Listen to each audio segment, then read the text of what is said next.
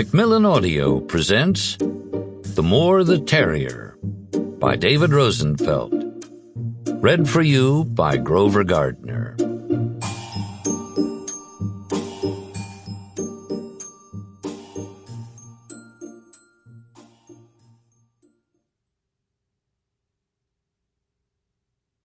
Professor Stephen Rayburn had not been looking forward to this night. He was not a fan of confrontation, and he had considered avoiding this one, but recent events had left him no choice. He knew what he had to do, even if doing it would be extremely unpleasant. It had turned out even worse than he expected. There were no regrets from the other person, no offer of contrition or any type of compromise.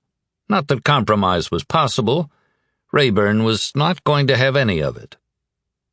When the other person finally left at 7:30, Rayburn took a deep breath and headed for the den to pour himself a drink. The next steps would be important. He had to follow through and do what he had vowed to do, even though he would take no pleasure in it. What Rayburn didn't realize was that the person had not actually left, only simulated it by opening and closing the front door, then remained in the house and moved quietly toward the living room. It is unlikely that Rayburn ever realized he was not alone. Perhaps he did in a nanosecond of consciousness when the metal statue was smashed into his head, but that can never be known. What is known for sure is that Professor Stephen Rayburn was dead before his body hit the floor. I'm not a winter person. I don't like very cold weather, which doesn't really set me apart from most people I know. Cold is the reason they invented furnaces and fireplaces and heavy coats. I also stopped hoping for snow at around the time it stopped getting me an off day from school. It's pretty while it's falling, but where I live, in Paterson, New Jersey, it gets dirty and ugly on the ground and stays that way for days. It can also turn so icy that the best way to get around town would be on a Zamboni. I don't like skiing, or at least I'm pretty sure I wouldn't like it if I ever tried it.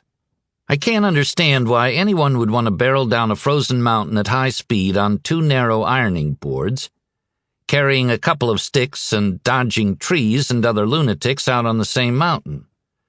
Then, if you survive intact, you get lifted to the top of the mountain on a thin cable, just so you can defy death again. As best as I can tell, a good day on the slopes is not suffering broken bones, frostbite, or worse, which is why I have spent many good days in front of the television or reading a book. You never hear about a medevac helicopter picking someone up from their den and flying them to a trauma center. Winter does have football, which is a major plus. I'll give it that. Of course, I'm not a summer person either. Summer is the reason they had to invent air conditioning and swimming and bug spray. Lying on the beach is as nutty as skiing. The trick there is to cover yourself with so much grease that you don't get skin cancer while you bake. Another way to avoid it would be not to bake at all. There is much I don't like about the heat of summer, but suffice it to say that I'm opposed to any weather in which mosquitoes thrive. There are maybe 4 or 5 days a year that measure up to my exacting weather standards. They usually happen in early May or mid-September. My wife, Lori Collins, sometimes comments on my complaints about the weather. Her view is that I'm a pain in the ass, or at least that's how she puts it. But I can now report that it's possible I am changing. I have spent the last 5 days in what some people would describe as a winter wonderland. Lori and I are at a resort in the Adirondacks with our 15-year-old son, Ricky. Also here are Brian and Sally Rubenstein and their son Will, who is Ricky's best friend. Much to Lori's surprise, I have become Andy Carpenter, outdoorsman. We've all gone ice skating and snowmobiling and even sledding. I haven't gone skiing mainly because my brain is not completely frozen.